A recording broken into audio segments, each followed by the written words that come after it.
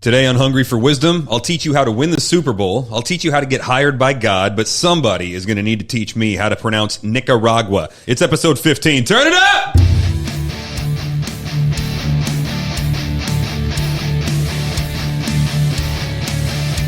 Welcome to Hungry for Wisdom. This is the podcast for people who want to know what God knows. He hasn't told us everything, but man, he has told us a lot. I'm Dustin, pastor at Grace and Truth. If you want to know what God knows, let's dig in.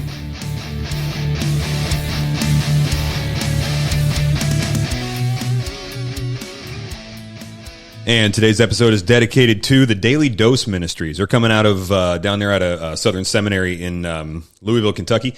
And they do Daily Dose of Greek, Daily Dose of Hebrew. Now they got Daily Dose of Latin, Aramaic, and then they've got Daily Dose in Spanish. So Daily Dose of Greek and Hebrew and whatever, but put out in Spanish. And I think they're releasing something in Chinese now too. So anyway, really cool ministry. All it is like 2 to 3 minutes of one verse being translated by experts in the language. So if you're interested in, in growing in your Greek, Hebrew, Aramaic, or Latin, which is pretty cool, really, because the Bible was written in Greek and Hebrew and a little bit in Aramaic, but for a lot of history, it has been experienced in Latin. And so you can tap into that whole, vein of history and theology that way. So it's just a way to keep your skills sharp or grow them a little bit. DailyDoseOfGreek.com, and that'll link you to all the rest. Just want to turn you guys on to some cool ministries. But first, before we get into what we're doing today with our missionary buddy, we're going to take a look at the book of Proverbs, because as we said in the intro, this is the podcast for people who want to know what God knows. So let's check it out. Here we go.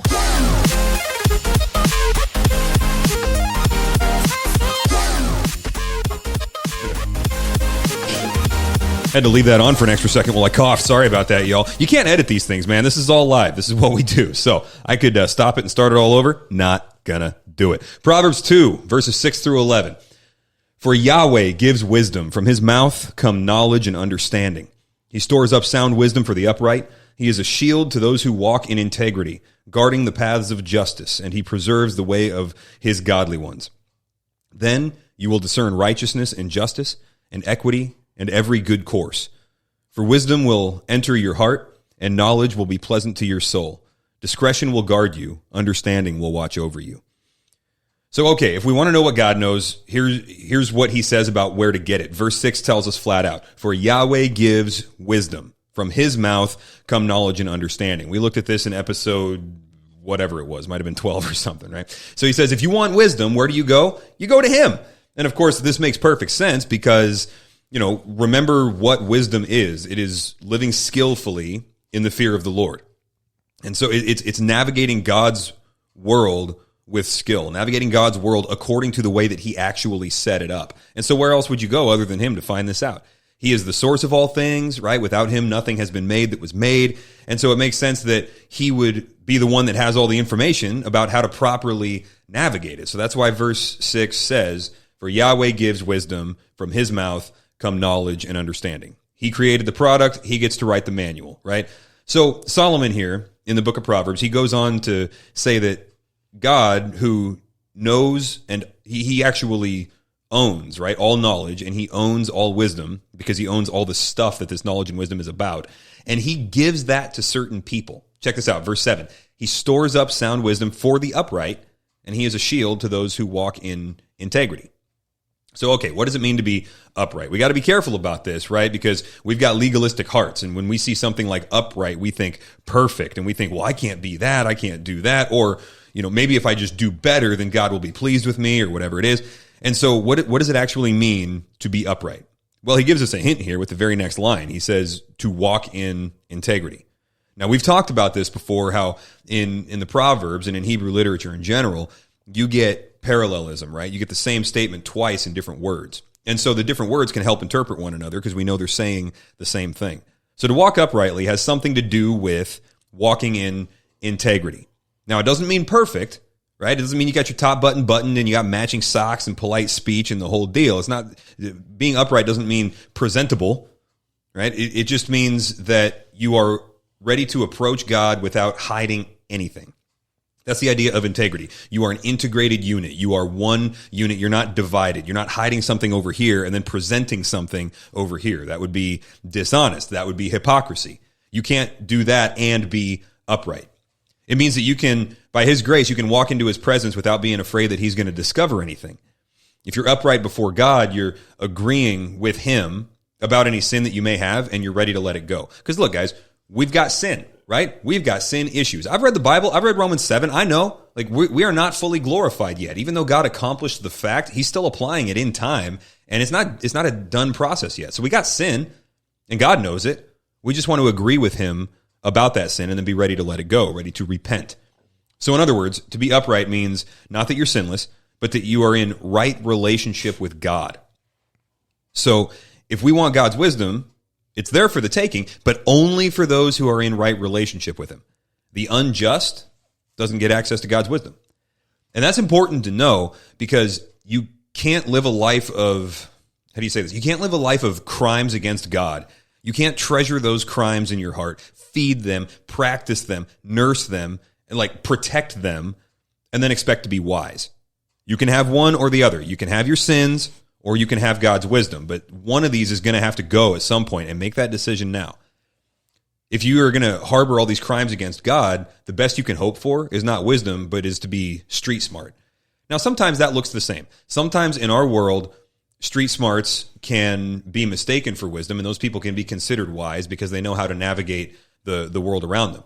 But remember, what they're navigating is the sinful world, and they're becoming leaders and rulers in the earthly, in the fallen kingdom. Wisdom from God has you navigating God's creation in a way that not only helps you to succeed in various endeavors here in the sinful world that he, which is still in the end his creation, but also has you doing some stuff of significance and bearing fruit in the kingdom of God. So you can be effective in both realms in which you live when you have godly wisdom. Not true when you're only street smart. So it's not the same thing. Now, let's look at what God does for those who are in right relationship with him, okay? Verse 8, guarding the paths of justice, and he preserves the way of his godly ones. Now, I want God to do that for me, don't you? Wouldn't it be nice to have God guarding your way? So wisdom at its core is not just knowing the right things to do. It is also to be guarded by a sovereign God. Like that's a weird thought, right? We think of wisdom, we think of knowing stuff or being able to act a certain way. But part of wisdom is that God is guarding you. It's a weird way to put it grammatically, but think about it this way. Wisdom is a bundle of gifts, and it includes knowledge, understanding, guidance from God, protection, and a right relationship with God. So all of that is in this thing that we call wisdom. You take any one of those out, and you're talking about something less than what God has to offer. So one more thing to look at in this bundle of gifts that we call wisdom. Some of the benefits of wisdom are passive, meaning we receive them. We don't do anything to get them, we just receive them. But some of the pieces of this bundle of gifts are active. It's things that you do. It's stuff that you get by going out to get it, right? So verses 10 and 11. For wisdom will enter your heart. That's passive. You receive it. And knowledge will be pleasant to your soul. That's passive. You're receiving that pleasantness. Discretion will guard you. So you're passive in that. You are being guarded. Understanding will watch over you. Passive. Understanding is doing the action. You are receiving. All of this is done for you. It is done to you. But right before that, in verse 9, it says, then you will discern righteousness and justice and equity and every good course. You see, that's active. That's you doing something. You are doing the discerning. So as a result, you get to do some of these wise things on your own. God has given us a lot, and when he gives us wisdom, he gives us a lot with that, but he also gives us stuff to do, and we can go and grab hold of it. So wisdom, a wise lifestyle is passive, you receive from God, and it's active, you do for God. It's active wisdom. And this is why you can't gain wisdom from books alone, right? Books are great, but I mean, Solomon says it in, Ecclesiastes 12, right at the end there. He's like, many books is wearying, man. You go ahead, read some books, but you're not going to become completely wise. You're not going to become a wisdom virtuoso just by reading books, because being wise is different than being smart, right? It's not just collecting information. To be wise, you got to put some road behind you, man. You got to burn a few calories. Okay, so a few years ago, there was a Super Bowl, and it was painful to watch. It was the Patriots against the Rams, and it was really an interesting setup because, you've got these two coaches. One was Bill Belichick, who was kind of the old sage, and one is Sean McVay, who was this young, creative genius. And so it was the Patriots against the Rams. And you got these, you got this quarterback who's, they call him the GOAT, right? GOAT, greatest of all time. In fact, I looked the verse up because I forgot which one it was. There was a reader board out in front of a church, and they on Super Bowl Sunday, they put up Daniel 8:7. And Daniel 8:7 says, "The goat struck the ram and shattered his two horns, and the ram had no strength to withstand him. And he hurled him to the ground and trampled on him, and there was none to rescue the ram from his power." So I think they were going for Brady there. But the Super Bowl was interesting because it was a deadlock. There were like no points scored in the first half or something. I forget what it was, but it was painful to watch because there were no long bomb passes. There were no long runs. Everything was just blood and sweat and grit in that game. And so at a certain point then, what happened was Brady, for the New England Patriots, he runs over to the sideline, and you could see him. He puts his arms out, and we found out later, he put his arms out, he was shaking his head, and he was saying, nothing's working. And so what New England did was they scrapped the game plan, and they went back to something that they had done years before in a different Super Bowl that they hadn't really done since. But you got the old seasoned coach, you got the old seasoned quarterback, and they got the same offensive coordinator they had back then. So they had wisdom built up for a moment such as this, and they could revert back to it. So they had a bigger toolkit. They had more options to them than Sean McVay did, even though he's the young, creative, offensive genius. He's very, very smart, but he hasn't had time yet to build up the same amount of wisdom. And so the Patriots ended up winning that Super Bowl because what you have here is McVay, who was smart, versus the Patriots, who were wise. And that's the difference. So being smart's good, but being wise is a good thing. And that's a gift from God. So wisdom builds over time in working partnership with God, our King. We're under his authority. And it's a lot of fun, too, because you end up living a life where you work alongside God. And, of course, under him, we're submitted to him. But you end up working alongside him, working on the same things that he's working on. And that's a life worth living, because then we're about God's business. All right, so that's Proverbs 2, 6 through 11. We'll pick up on episode, I forget what episode we're at. What did I say, 15? I think this is 15. I took a wild guess, guys. I'm going to be honest. I might have the number wrong on this. Maybe we'll release this out of order. But we'll pick up next time with verses, dude, I completely lost track of this. 12 through whatever. There we go. Now, in the meantime, here's what I'm going to do. I've brought in my buddy Abner. Abner, how you doing, man? Good, man. Good. I'm sorry you just had to sit through all of that. That's one of the downsides of being a guest on the Hungry for Wisdom podcast. It's entertaining. So Abner and me, we go way back, really about 10 years. I think I met you about 10 years ago. Yeah. And at the time, you were living here, but now you are a missionary abroad. Nicaragua, yeah. Yeah. So, okay, how do you pronounce Nicaragua? Nicaragua. Okay, because I've heard it pronounced in ways where they don't even say the vowels. No. Or the consonants, it's just like Nicaragua. And I'm like, what? It's all right. However you could say it. Yeah, I can't at all. So, all right. So when did you move there? Oh, man, 2.5 years ago. Okay. So my family and I moved 2.5 years ago. And what's the family like? You got a wife, you got some beautiful kids. I have a beautiful wife, 2 kids, a boy and a girl, 8 and 6. And so you guys went down there. Is this long-term permanent? Is this for a time? What are you thinking? You want me to tell you a little bit of the story? Yeah, man. So I grew up in Nicaragua, and I remember living in a house that was maybe 400 square feet, something pretty small, and we had dirt floors. We lived in poverty, very, very hard poverty.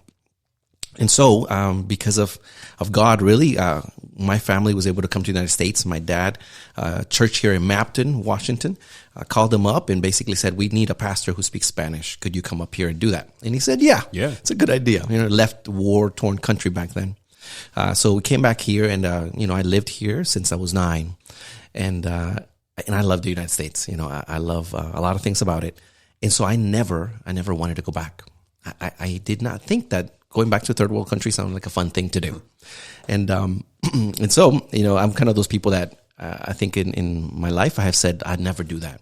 And then God laughed at me. Yeah, sure. That's the old saying, right? If you want to make God laugh, you tell him your plans. Yeah, exactly. Oh, I've done that many times. And so as we were, I was here, I thought I'd never go back to Nicaragua. This is where I'm going to be. And I met this wonderful woman. Her name's Laura.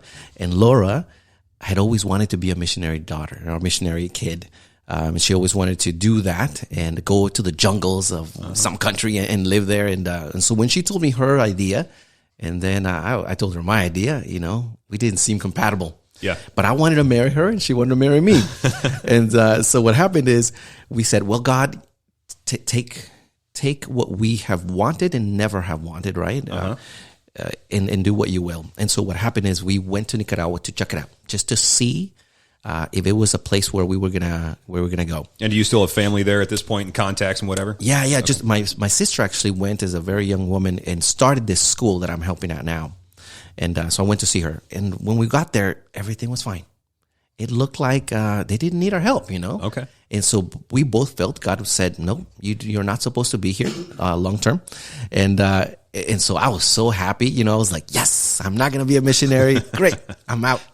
And came back here to Quinault Baptist. And yeah, shout out Quinault. Love those guys. Right. And so they asked me to go up there and said, the pastor said, would you come and talk about your missionary trip? And I didn't even consider a missionary trip, but because it was something that I felt God is doing good things in this school, I said, I'm gonna share about this. So I remember how I felt when I got off the stage. I was like, good, I'm done. This is over. I did what I needed to do. God didn't call me. Great. And people just started coming up to me. And for the next 8 years, every spring, people came up to me and said, hey, I want to go down with you. And in my mind, I was like, I don't want to go down. And I never did. For 8 years, we took groups down every summer, down to the school. And I always said, last time, until 8 years later, where I sat, I remember sitting in our bedroom with my wife, and I looked at her and I said, I want to go back down there, and not just on a small trip. I want to go back and live there. How long had that been like brewing inside of you at that point? That year. Okay. It was just all of a sudden, because for many years, right, 7 years, I said, no, we're just doing mission trips. That's fine. Good enough to get these small trips going. And then God just changed my heart. And that to me is a miracle, because I knew myself and I knew that I never wanted to go back. That was not something I ever wanted to do. And so God said, no, let me change that. And God's changed my heart to want something I never desired. Mm-hmm. And so our goal right now, our idea is to be there 5 years. We've been there 2.5 years. Okay. And so God has me there, and I don't know what's going to happen after 5 years. Yeah. Okay. About halfway through the time, and you got a little time to figure it out. Not much. Yeah. And who knows? Yeah. And those plans take a long time to put into place. So you're probably starting to feel, some of that pressure of like, okay, well, the plan is this, but we're going to need to make some decisions here not too long. So yeah. But it's just one of those things where I feel that God has not provided the next step. Okay. So we're just gonna kind of keep doing what we're doing, and then when the time comes, we have to kind of go back and be like, okay, God, so what do you want us to do? Yeah, right on. Yeah. So what do you actually do down there? You work at a school or for a school? Yeah. So what we do is we're actually part of this small school that started from nothing. It started actually from people in the valley. Some people in this valley, the Yakima Valley, went down there because of this hurricane. Oh, the Yakima Valley here? Yeah. Oh, okay. Oh, yeah. It's just random people. They actually took 2 buses all the way from Washington all the way down to Nicaragua. Really? So, to help just, what happened is this huge hurricane in 99, I believe, just devastated this little city. There was water up to like 8 feet high. It just destroyed a lot of things. So they came down to rebuild, to help rebuild. And so one of them said, you know what? We need another church built here. But then as they talked to the people, they noticed that they couldn't read. So a lot of them couldn't read. And so they said, we need a school then first to teach to read so they then can give them the Bible. Yep. And so then they started the school with my sister came down here and just started doing that. So we've grown from like nothing really to a school of 380 kids from preschool up to high school. And the way that I see this school is, there's a quote that I really love that I consider is kind of like my quote that says, be the person who you needed when you were younger. Yeah. Right?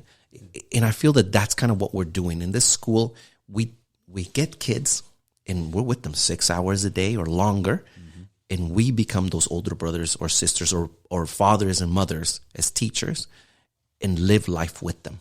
Yeah. Right? Because we're a Christian school, so we integrate in all of our curriculum. We integrate the Bible and we integrate, the gospel.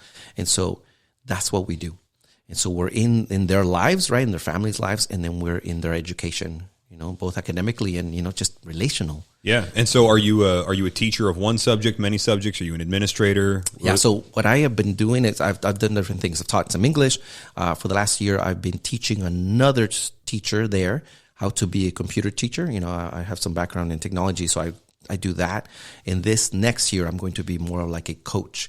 Okay. I'm going to be coaching teachers, the new ones and some of the ones that are struggling on how to improve. Cool. And then does Laura work in the school also, or she just work at home? No. She also does that too. She's kind of more with teaching reading and writing in Spanish in the lower grades. Okay. All right. So, yeah. So, yeah, and for you guys, there's no way that anybody listening would know this probably, but when we first got started out here and kind of replanted this church, I called up Abner and said, dude, we need a website. And he went on and looked and said, oh my gosh, yeah, you need a website. That thing ain't going to cut it. Yeah, back when you were Sonny. Yeah, man, that's right. That's right. There was another Dustin running around, and so people called me Sonny because I was the younger Dustin. They called me Sonny D. So anyway, I don't know what happened with that. It just kind of wore off one day. I know. Like, Well, I didn't choose it. I said to someone, I was like, Sonny. And they're like, who? Who? Yeah. If you've known me less than like 5 years, like you might not even know about that. So yeah, it's a weird thing. So yeah, he's thankfully I've also got two personalities that go with it, right? So it worked out pretty well. So so you're down there working at the school, and you're kind of, it sounds to me, working on like a multiplication strategy at this point, right? Like exactly. You're training your own replacements essentially. Yes, that's the idea. We don't want to leave a hole. We really want to go down there and help as much as we can. And then when we leave, we don't want to leave anything where it's like, oh, no, it's gone now because they're gone. No, we don't want to do that. Yeah, because the kids would suffer for that, right? Yeah. Education is such a huge deal, man. I mean, just the whole, like the fact that you've got them for 6 hours a day, you also have them at the time of day when they're most receptive and their brains are little sponges and, things like that. I mean, you get to be a huge influence. Yes. Yeah, I'm like that bigger brother, like I said. Or, for example, there was a young lady who said to me one time, she said, teacher, she's like, you have talked to me more than my father has talked to me in my life. Wow. And I thought, well, that was a crazy kind of, thing to say. And so I kind of looked back and calculated how long I've talked to this girl. And it was 4 hours that I had listened to her and talked with her, outside of school. We have kids come to our house all the time, because I'm teaching high school right now. And I said, 4 hours. Over how long of a period of time, you think? Maybe 3 months. Whoa. And that was more than her dad had ever talked to her. That blows me away. I forget how good God has been in my life and has given me, people that love me. And sometimes you see these kids and it's so sad. Yeah. And that's not unique to Nicaragua, right? No, everywhere. Yeah. Yeah. There's a middle school right there that is the same deal. It's just, Yeah. Man, the amount of influence that you can have if your voice is loud in a child's ears, man, grab that, guys. Yeah. Grab that, because that's disciple making. So most of the kids that come to you, are they from professing Christian families or all over the map, or what? All over the map, really. Okay. Yeah, we don't, we take anyone, right? Mm-hmm. We take anyone that comes in. So we have a system where everyone should pay something for their education. We learned that was something good, for everyone to pay something in it. But there's people that, let's say, some ladies that will work at the school in the kitchen to pay for their kids' education. Sure. Things like that. And so everyone can come in, no matter if you make enough money or not, can come into the school. Yeah, good. And then you just tell them, hey, we're teaching about Jesus, and the non-Christian parents go along with that a lot of times. Oh, yeah. Well, because the other option is to go to a public school. In public school, they look like abandoned jails. They're really horrible places. Whoa. Yeah. I went into one time. There was 53 students. A room maybe double the size of this one.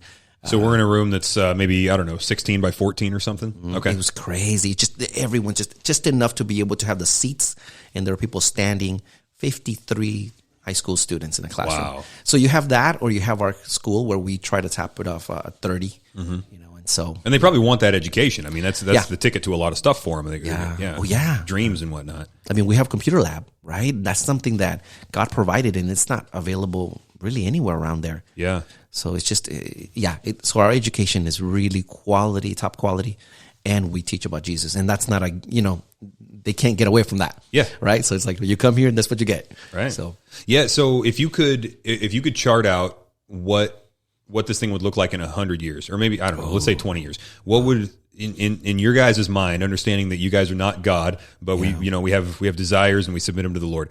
If you guys could be given your way, what would it look like, let's say 20 years from now at the school? It's the same, but better.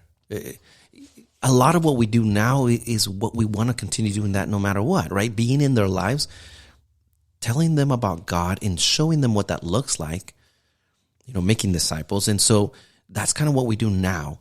I guess the only difference would be finding better ways to do that. Okay. Right? Like, for example, one of the things I'm doing right now is I'm taking some Lego sets for educational sets, so that I can start like an after school program, just doing Legos, right? Doing some kind of educational things. But again, bringing them in to be able to do something together with them and getting to know them.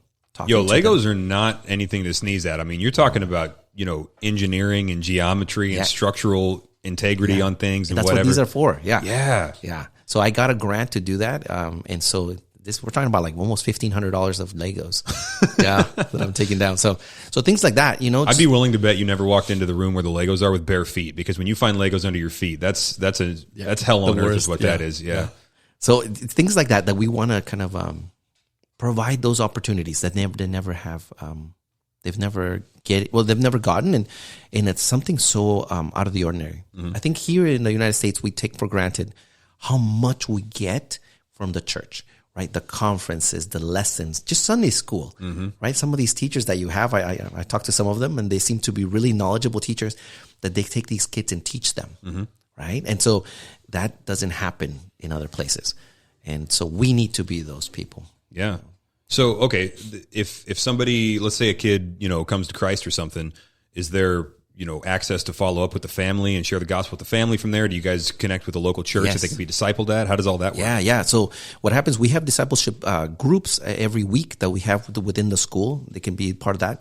And then also one of the music teachers is the pastor of the local church. And so we connect with him. So we actually go to that church also. So it's kind of connected within it. So that's kind of cool. And then the kids can show up and see, Mr. Solano's here. Yeah. Senor Solano. Yeah. and different teachers go to different churches. So we don't funnel them into only one church. We say, you can go here or here or here. Choose one of these. Closer to where you live or whatever. Yep. We know people and we know those are good churches. So go. That's great. Great. Hey, by the way, we're doing some, I probably shouldn't even say this on the podcast because, you guys got to listen to this now. Sorry. I'm just talking to a buddy. You guys can tune back in a second. So we're doing some Bible Institute stuff down there, giving pastors free seminary. So, Where? Well, they're Nicaragua. Yeah, they're just sending me down to Latin America and saying go play. They got the World Hope Bible Institute that I go and teach with. I go all over the world with them, but they've divided the world up into 9 zones, and Latin America is a zone. Yeah. And so they called me up. They said, "Hey, you want to make some disciples, right?" I said, "Yeah." They said, "You get Latin America." Dude, we'll come over. Okay. Well, that was one of my questions. Is opportunities for participation. So that would be something you and I would talk about, right? Yeah. But for anybody listening, if they were like, you know what, God wants me to go to Nicaragua for something, what would they do if I sent them to you? Oh man, well that's the thing. We are a school, so anything to do with education, anything to do with building, anything to do with people or families, we can kind of integrate that in it. So when I took groups down, I basically said to people, you feel like you want to go.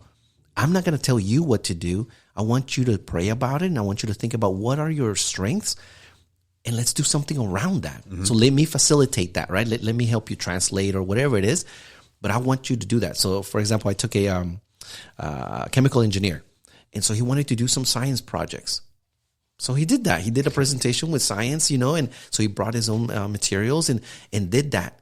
Yeah. Great stuff that I couldn't have done, so I just got to translate for him. So anything like that. The lady came once and showed us how to make bags out of plastic bags, like how to crochet plastic. And that was a huge hit. I've never even heard of crocheting plastic. Right. Me neither. And so just things like that, just anything really, or just, okay, one of the things that I feel we forget is that you just spend time with people. That is huge. Here in the Kennewick, I remember there were some older ladies that would come, and when I taught here, they would just come once a week and would listen to a child read. Those kids love that. They're like, "Oh, Miss Susan is coming." Yeah. And all she did is sit there and listen to them. That's huge, and they love that. Yeah, that's great on the emotional level and the connection and the value, placing value on a kid. And then also they get their reps in for reading, right? Yeah, no, and they want to. Everyone. It's crazy, and I didn't even realize this until you just said that. But my kids, my boys, of course, don't like reading, right? They want to be out, throwing mud at each other and chopping up. We got this old broken freezer in the back, and one of my sons found an axe, and so they're just taking an axe to a freezer right now. And so, it's a good education. Yeah, it's a redneck setup at my house. The only thing we don't have is the El Camino up on cinder blocks, but that's what they'd rather be out doing. But my wife and I, we're homeschoolers, right? So we rearranged the school schedule, and I took a couple more subjects and stuff than I was taking to kind of share that load. And one of the things is I'm reading with the boys. And it's amazing because now they're bringing me books and they're like, hey, Dad, can I read this to you for a few minutes? And I'm like, who are you? Yes, you know? So I don't understand exactly what that link is, but there's something to that. Just like, I mean, I guess in Christian circles, we'd call it the ministry of presence, right? Yes. So yeah. And if we, and you know more about this obviously, but like, I'm just having this thought that, you know, when you go down there and just spend time, whatever else you're doing, you just spend time with people that says you matter. And when that's happening with people from the U.S., then that probably places a much higher value in the eyes of the locals on the education that their kids are getting there, right? Like they've got guest teachers coming in from America. My kid is getting a quality education, you know, things like that. And they'll remember it for years. Oh, yeah. So I was walking, there was an older couple that comes every once in a while, and I was walking down the street with them, this, you know, this kind of this very poor area, and this drunken man just runs up to this older man and hugs him and starts saying, I'm so sorry. I'm so sorry. And I was like, what is happening, right? So what I figured out later is that his name is Cecil. So Cecil, this older gentleman, had been coming to Nicaragua and had known him when he was younger. And this younger man who is now, he's in drugs right now, felt so bad and wanted to apologize to him that his life was not going well. But Cecil doesn't speak Spanish. Wow. So it's just the love that Cecil gives to these kids, right? There's an older couple that just comes and loves them. Yeah. He just felt he needed to come and hug him and hold him and just say sorry. You know, I got to translate all of this. And Cecil said, you know, go to the church and seek someone who will love you. But man, these people don't speak the same language. Right. And you're sitting there watching the whole thing. Yeah. Yeah. And they remembered each other. Wow. You know, so things like that you wouldn't think that you would make a big difference. But you do. Yeah, and you don't know what God's doing, right? I mean, when you go, whatever room we walk into, we bring the Holy Spirit of God with us. And sometimes stuff happens that he's under no obligation to tell us about, right? Oh, yeah. I mean, Cecil may have never known about that, and that would not have impacted that would not have diminished the impact of his ministry one bit had he never found out. Yeah. Right? Yeah. Well, let me tell you another quick story. Yeah. The way my dad became a Christian, my dad was actually heading to the bar when he was 16. And so he was an alcoholic by that time. And he stopped on the way to the bar because he heard a song he had listened to when he was a kid by some missionary people that had come and taught them these, you know, kid songs. Yeah. It's like a VBS type of thing. And so he goes, wait a minute, I remember that. Oh yeah, that was a good memory for him when he was a kid. So he went into that church. And that day he gave his life to Christ. This is your dad? Yes. Who has now, you know, my dad started, I think, 3 churches here in the Valley. Yeah. You know, and he's been a pastor for many, many years. It was because some people came from somewhere, I don't even know where, taught that little boy a song that when he was 16, he remembered.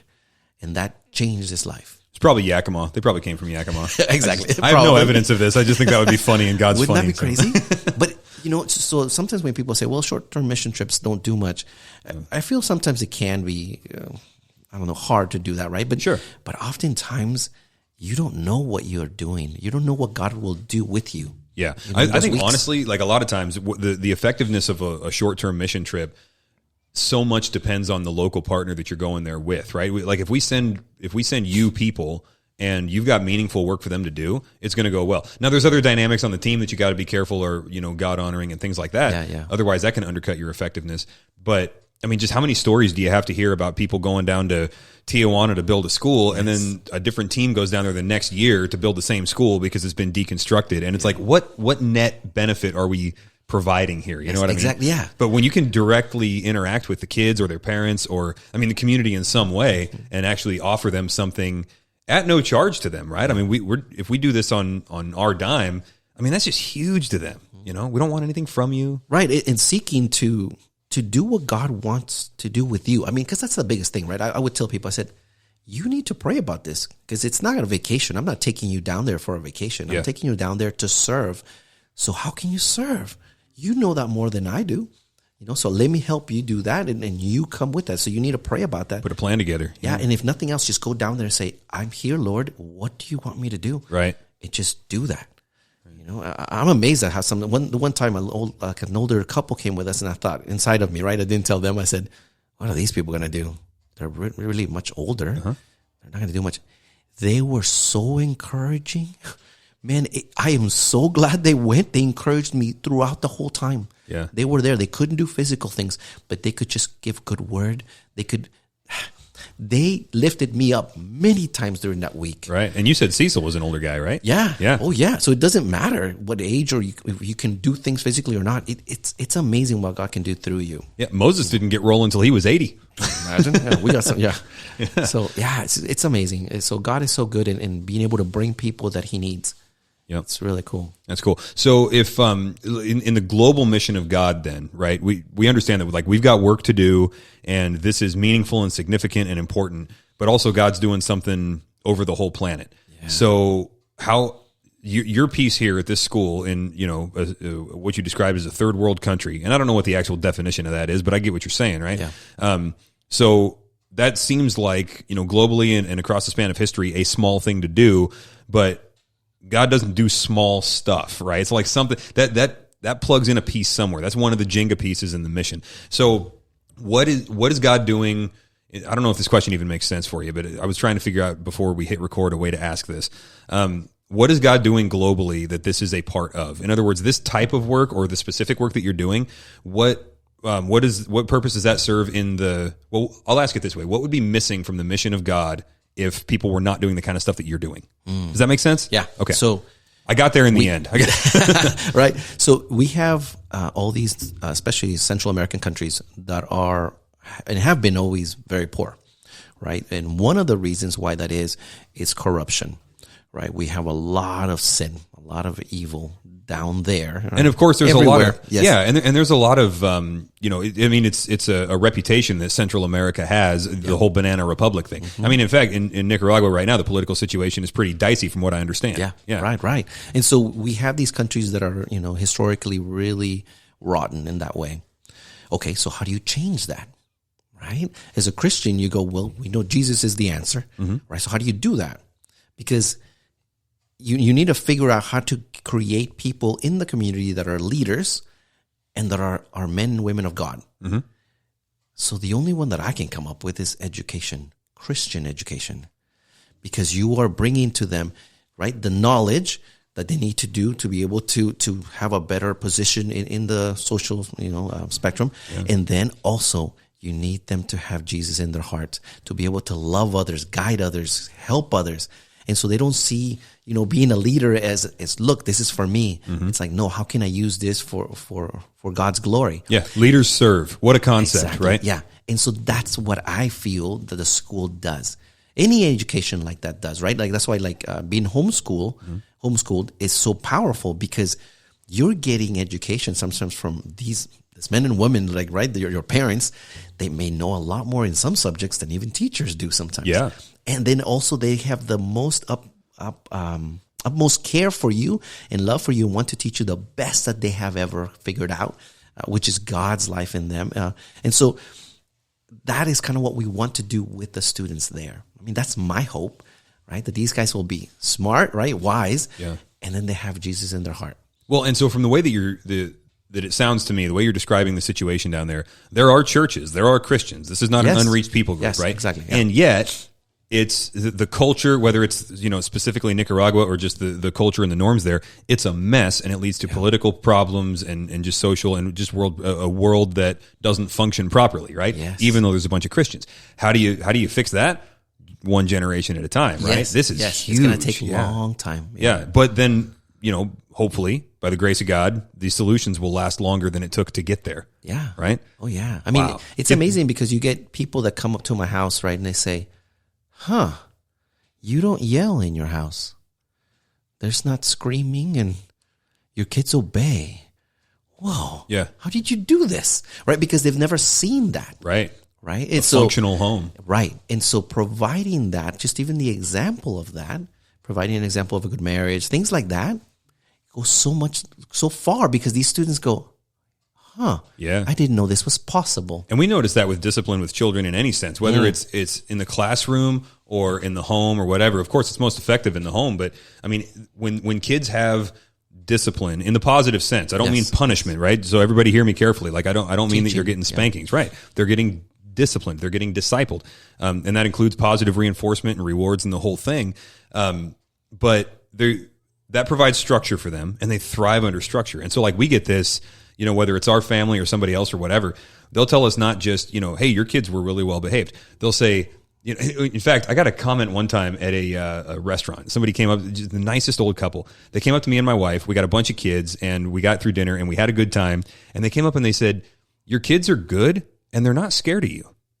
And I was thinking, well, I hope they are a little bit, but yeah, you hear what they were saying there, though, right? Like there was actual vibrancy happening within an ordered, structured, loving environment, and that's hard to achieve if you've never seen it before. Yes, right. I agree. But the Bible teaches all of that, and we can teach them. Well, that's who He is as a father, right? Yeah, God does that to us as a father. There you go. Because we are fearful of God, but He's also loving towards us, and we know that. So it's the same thing, being able to give that example to them. Yeah. Yeah. Well, and that's what we hit in Proverbs 2, 6 through 11 right there. It was like, you get wisdom from your heavenly Father, and being in an upright relationship with Him, you get to live it out joyfully. It's like that transfers directly to the family because He's the one that created it, and we're made in His image. Yeah. Cool. And it's a good time too. I mean, I think we forget that, right? It's fun. It is fun. Yeah. Yeah. Having a father that loves you and does fun things with you, but also teaches you, it's the best. Yep.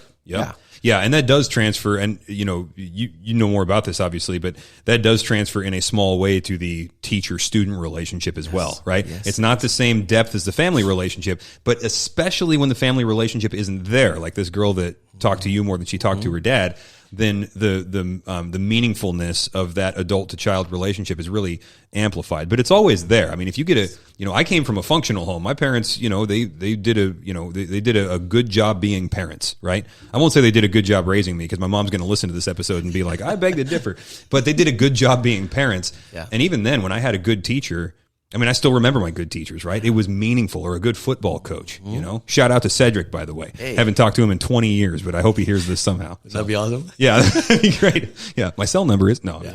But yeah, no, that's great. That's good work you're doing. How can people support you is my question. I don't know what kind of support you're living on. I don't know if it's a salary from the school or whatever. Do you need support? If so, how do people get it to you? I'm talking financial support. Sure. And so this is something that I think, let me kind of go back a little bit on that. At the beginning, I didn't want support. We did not want to do that. So what we did is we sold our house, and my hope was, or my thought, right, my plan again, was to get a duplex and then live off of that. Okay. Well, that didn't work because the house prices went crazy over here. Yep. And so that wasn't able to happen. But what I learned through that is that God purposely did that because we need other people alongside us. And that's one of the biggest things that I think I've learned, that I didn't want to ask for money because that's embarrassing. But God kind of has taught us that He's like, it's not about the money part. I can give you that anytime. Yeah. It's about you having people alongside you that sometimes I'll use to do things, through them and then through you that I need to get done. So right now, us as a family, we do not need support. We have been very blessed by so many friends that are giving us support every month. The school is different because we don't get any money from the school. That's one of the things I really didn't want to go do, take from that ministry. Right. And so the school is always looking for people to just support kids monthly, because that's how we pay for the teachers. That's how we pay for education for everybody. And that's how we pay for the kids that can't pay for it. And so that's one of the things. So what I'll do is I'll probably send you information on how to go and do that. But if you want to go online, it's called wearecompassion.org. It's not the same thing as Compassion International. That's a different organization. We're a very small nonprofit. It's called wearecompassion.org. And if you go there, just support a child. I mean, that's huge for us. And how can people get in touch with you specifically? Through that website or? Through the website. My email is abner33@gmail.com, Abner33. So email me. Yeah. I mean, I'd love to see you. That'd be so awesome if I'd see you down there. Dude, you know what happened though? I was, I was thinking about, studying Spanish and stuff because, I got some neighbors that I can't even talk to. And I'm like, this is lame. And then when immigration policies changed and stuff, I was like, we're about to get the Latin American mission field here to a whole new degree. Yes. So I started learning Spanish. So I took 6 weeks off of, out of the office here and did a little mini sabbatical thing. And I went and set up an office down there at Richland Baptist, and I just crammed Spanish for 6 weeks. Right. So then I was talking to your brother, and I was like, maybe I should just go down and hang with Abner for a couple of weeks, And he was like, I remember that. Yeah. You talked about that. Yeah. Yeah. it didn't end up happening for various reasons. I had other mission work I went and did instead, and it just kind of fell off, fell by the wayside. Sure. But, I only want to take a certain number of mission trips a year because I don't want my kids to grow up hating me. So, I got to cap it off at some point. But that's always been in the back of my mind because I'm like, man, I would just love to go hang out with Abner and Laura and not speak a word of English the whole time and come back, better and more equipped to talk to my neighbors. And then also just whatever work you guys are doing down there to be able to help in whatever way I can. Because I know that, I know what you guys believe, right? And so I know what God is likely to do through people who believe the stuff about him that you believe. Like I think except for your dad, I would guess that I probably know everybody who's ever been your pastor. And I would venture to guess that the worst sermon you've ever sat through is the one you sat through on Sunday. And so, because he visited Grace and Truth on Sunday. But you guys are deeply aware, I guess is the way to put it, deeply aware of who God is and what he deserves. And you've uprooted yourselves to go and get it. By the way, in such a way that you have been a blessing even in your leaving, you've still been a blessing back home. So I know the last two tenants of your duplex, right? And and that's been a big blessing to them to be able to have a place to live. One of them is now on the mission field overseas as well. And it's just cool to watch that spider web, effect out there. So I mean, that condo has been awesome because we bought that, with what we had left over. And then, one of the missionaries or one of the people that went there, the first ones, they went to live there, and then they decided to be missionaries also. So my brother's living there now, so I don't know where he's going to be a missionary too. But that's the hope that the condo could just, bless people. Yeah, you just call that the calling condo. You move in here and you get a calling. Uh-huh. Yeah, and it's cool because I haven't talked to you in a couple of years because last time I saw you, I was guest preaching out at Quinault, right? And you guys were there about to leave, and so I saw you. And but since then, I've had all these various points of contact with you, and it's like, oh yeah, I should call Abner or whatever. It's awesome how God does that. Yeah, I mean, I'm amazed when global family. When I talk to people in the mission field, and you hear their stories, it's always, to me, it seems like this. It's like God goes, okay, so I need someone here, and then grab someone from over this area. Doesn't have anything connected to it, and brings them in and goes here. Mm-hmm. So he's like doing chess, right? You know what it's like? Legos. Oh, yeah, like Legos. And we're back. All right, guys. So look, get in touch with Abner there. Give the shout out to the website one more time for me, buddy. So it's wearecompassion.org. All right. Wearecompassion.org. And then you can get in touch with me also if you want to, just get in touch with him, Abner33 at gmail.com. gmail.com. And I can give you any more. If some of you guys are a little shy, right? So you don't need to call me, right? I'm not saying I got to insert myself in the situation, but I know some of you guys are a little shy and you're going to want to call me first and get permission. So anyway, if I can help facilitate this in any way, this guy and his family and the ministry that he does is a good investment of time and money. So Abner, thanks, man. Thanks for being here. Thanks for blessing our people at Grace and Truth with, thank you. Just your wisdom and experience and what you've got built up here and what the Lord has done with you. Thanks, buddy. All right, buddy. We'll see you.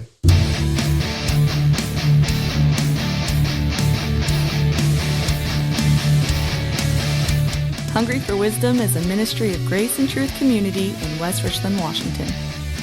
You can find out more about us on our app, social media, or at graceandtruthcommunity.com. We love him because he first loved us.